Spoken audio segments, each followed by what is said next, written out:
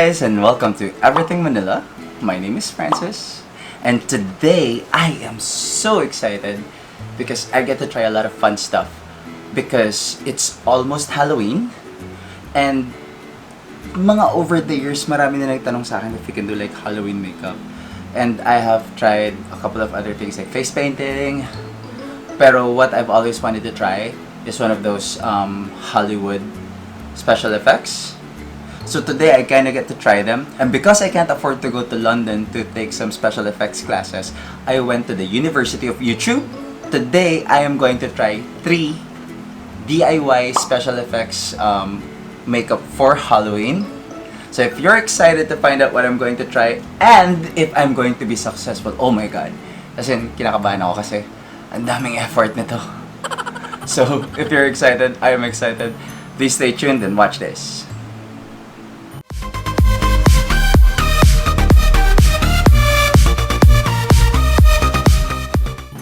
Welcome back! So, kagaya ng sinabi ko earlier, magta-try tayo ng special effects makeup using DIY tutorials from YouTube.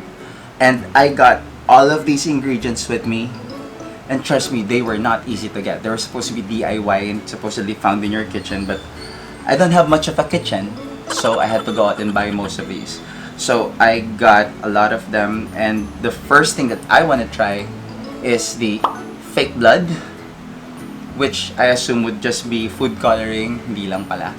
So I went to a couple of YouTube tutorials, namely DIY quick and easy fake blood with 3 ingredients. Because they said 3 ingredients, I went with that. What I'm going to do for the fake blood is I got red food coloring, black food coloring. Another tutorial said kasi you can use black instead of blue. But most of the other tutorials said red, blue, red, blue. And then some of them said black, and then when I found black, let's go with black. And then you're also gonna use corn syrup, and then it's called an opacifier. There was options for flour and cornstarch, so I kind of got them both. This one I had to beg a neighbor to get, so there's not a lot of this, but there's a lot of this, and I might need this later on for another DIY hack, so I'm gonna go with the cornstarch. So let's get started. Fake blood. Okay. First thing you need is corn syrup. I got the corn syrup, cornstarch for thickening. I don't have a glass bowl, I have a glass jar. And food coloring. Oh, yan na nga ba. Red. I have red and black. Pour it into your glass bowl. Pour into your glass bowl. Pero hindi sinabi kung gaano kadami. Okay, we'll just have to wing it. So, pour. Bakit yung corn syrup niya puti? Ba't yung sa akin dilaw? Kasi ganito muna kadami. Para pag magkamali ako, hindi ako maubusan ng corn syrup. So, take the red food coloring. Okay. How many drops? Okay. Not bad. Wow! Mukha na kagad fake blood. I think this is red enough. I now have to do 1 drop. I'm gonna use... Kinda feels like 1 drop. Okay. So we've now poured the black in. Oh nga naman, it's darker. You don't want to turn it purple if you use too much blue. It is much darker than earlier.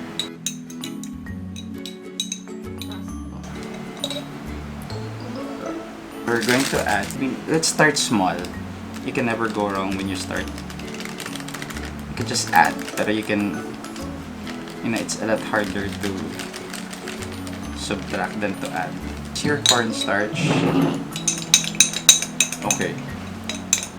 This is going, kind of like for a first time trial, it's not going as bad as I thought it would be. It kind of looks like this, and I feel like it's happening right. It thickened, and it doesn't look as transparent anymore. I know. I'm gonna try it on my arm. It kind of looks like, I cut myself shaving. Happy enough. I guess it's not as dark as I thought it would be. Just gonna add a few more drops of black. Just because, like, in my head, it should be maybe just a tad bit darker.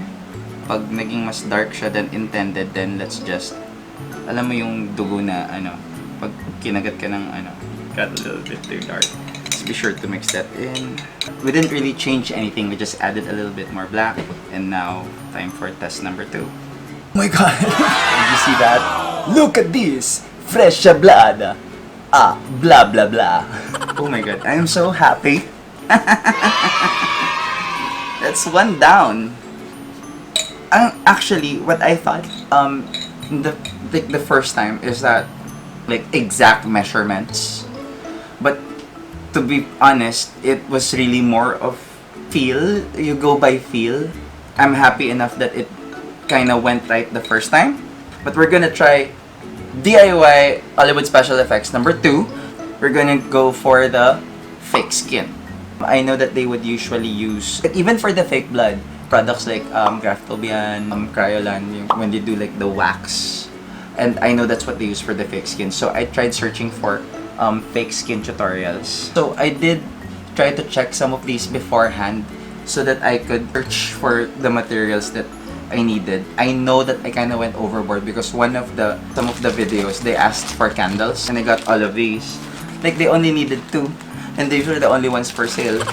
And then I found this one recipe that only called for 2 ingredients. One of which is petroleum jelly and the other one is all-purpose flour. I'm gonna try to sort of like do the math and do it in smaller batches. Petroleum jelly. I can use the back of the fork. I'm gonna get 3 no, I'm not gonna get 3 scoops. I'm just gonna get 1.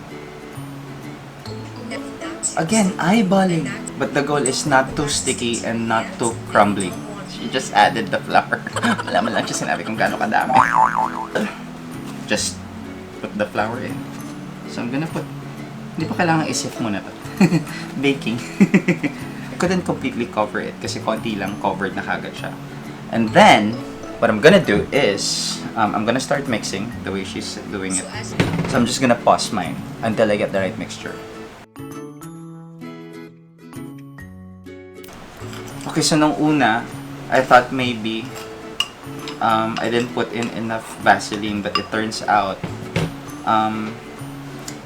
there's still too much Vaseline because it's kind of sticking to my fingers, so I'm gonna add more. And I'm going to go back to mixing it again. Feels like, you know, my regular job lang. Like there's really more of a, you have to feel what you're doing rather than exact measurements. I honestly wish that there were more of exact measurements to it, but I guess that's how they've been doing it. Who am I to argue? It's kind of messy, guys. A little messy. Well, there's definitely no crumbs falling down. Okay, so far, this is what I have. When I do this, I kind of still get Vaseline on my hands. So I guess it's still back to the drawing board a little bit. Although, it is doing something. So, add a little more flour. Alam mo yung Play-Doh na natuyo na?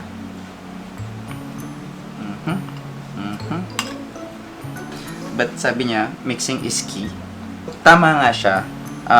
It's not going to be apparent after the first few mixes and you have to be patient with the mixing. I'm a little excited with how it's turning out. So it's a little bit like this now. I think I've mixed it enough. So I'm just gonna go ahead and try to gather the mixture into one pile and we will try it again. Still counts as trial number 1. Binilog niya yung sa dulo. So, ha! So this, she said, so it's kinda doing the same thing. It's not sticking to my fingers. No flour falling through my fingers and there is no dust. It's kind of waxy though. Ha! Tapos syempre kasama yung libag ng kamay mo, dyan nagda-darken siya ng konti. But you know, it's kinda doing the right thing. Just gonna test it out a little bit because she said it should blend out to your skin seamlessly. And I feel it's kinda doing that. But I don't have a spatula with me, so... Oh! And then you're gonna try though to maybe make a crack in it. Well, without using the right tool. I feel like it's kind of doing what it's supposed to. I've never really done this before, but I kind of feel like it's kind of doing like what it's supposed to do, and it's moldable. I didn't think that it would do that. I can't lie, I'm feeling a little bit proud of myself. But I kind of feel like it's also cracking a little bit. So maybe I'll try it later on something that doesn't bend as much. Maybe I'll try it on my arm. That's it for now. Like, I'm really... And to think I waited 13 million years before I actually tried to do this. Well, here it is. I scraped it off my hand and just put it back into a ball. In order for it to stick or to sort of like seal it, you kind of would want to use either spirit gum. Actually, spirit gum lang talaga yung nirecommend niya, but that's one YouTuber who I'm following from. Who I'm very thankful at the moment. Thank you. So, sabi niya nga to make it stick, but I'm guessing that this is when you would have to like go on your party to have it like stay on the entire time. Yay! Congrats! I'm feeling like flexing my fake scar. Flex! The third one actually is sort of like, it's not really an ingredient. It's also a scar technique. But this time, you're going to, instead, like a lot of the special effects videos and tutorials would usually discuss using paper and liquid latex. Because I didn't have liquid latex, and again, I did not stop by Pure Beauty to buy myself liquid latex. One of the other tutorials that I saw says to use Elmer's glue all and a roll of tissue paper. Okay, so we're not actually doing the ingredients. We're already sort of like doing the technique already. So I guess we're just gonna go right down to it. So this is a gunshot wound tutorial, and she used like cotton pads to cut like a circle in. So I'm just gonna try to do like a circle instead. I've seen some of my friends do this, but I haven't really done it myself. I don't know why I'm doing this now either. But you know, it's always the first time to try something. Okay, so circle. I guess this is too long, so I'm just gonna cut off a little bit. Okay, and then it says wet it again. I guess to saturate, I don't know.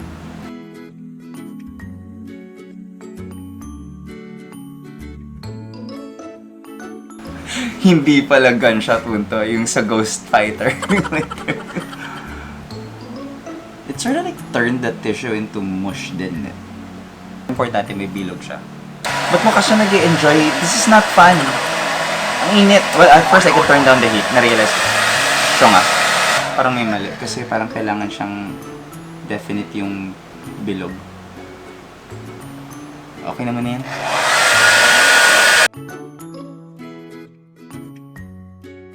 You know, at some point, hindi ka pwedeng, kailangan mo ng patience dito.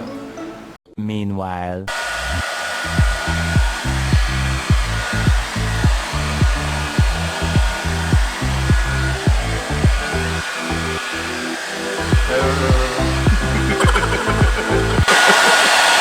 Five minutes later. Oh wow, diretsong makeup kagad. Okay. Then, sort of, I guess, color around the edge. Oh, kulay na balat ko. So apparently, using the same foundation that I used on my face is not gonna sort of like cut it, because obviously the tissue paper is white. So I'm gonna add a little bit of a darker shade. And hopefully that kind of does the trick. Kasi dun sa video, it's kind of not that perfect yet. So I guess you just kind of need to remove the, you know, the yellowness or the whiteness of the tissue.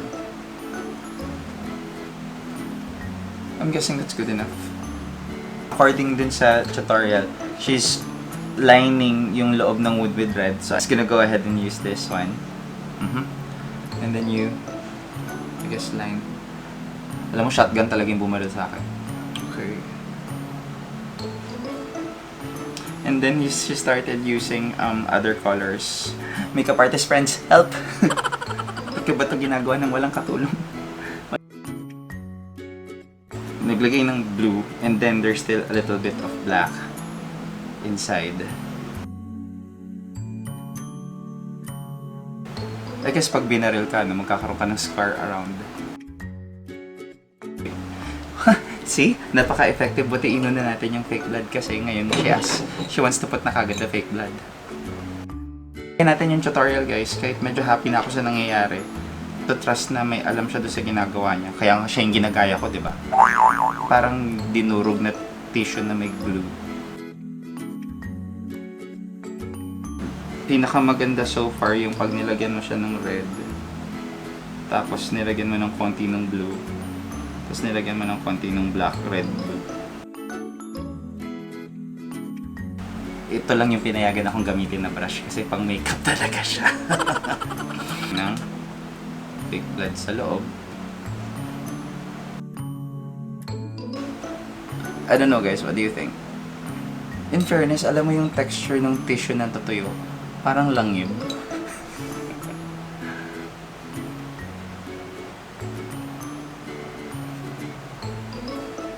Baka ang OA lang nung ano.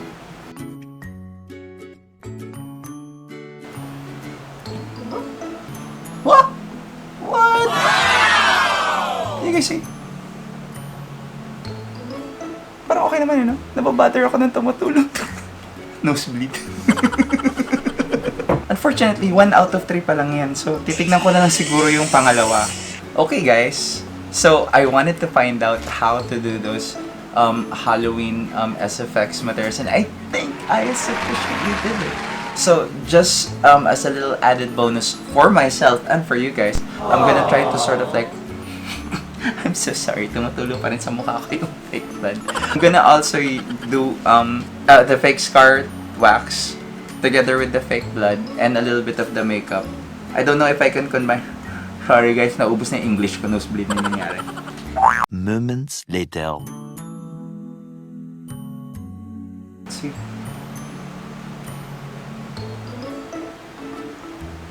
We're gonna sort of like, again, redden the inside. Or maybe I should start putting the, like making the skin look like, making it look like my ano first. Kinda still feels like my skin. This is not bad at all, no? But I can see where it kinda feels like it should, na parang scar siya. Like if you did it this way. Na parang para lang meron kang magkahiwalay na skin. I get what they say with using the spatula thing.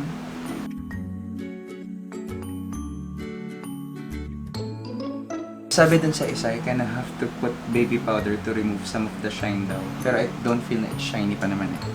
Let's add a little bit of the blue.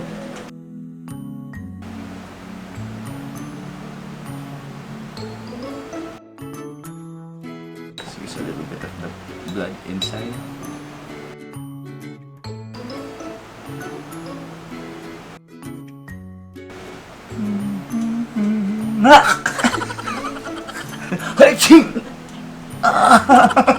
Okay, this is like the worst disaster in my life. Never had a scar ever. And now I'm running with blood on the a gunshot to the head. Really just trying to run along with it.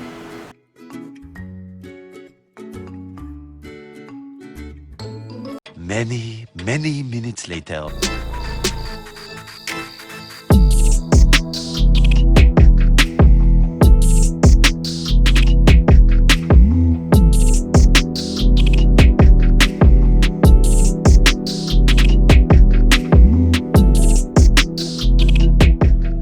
You know, to be honest guys, I am so stoked.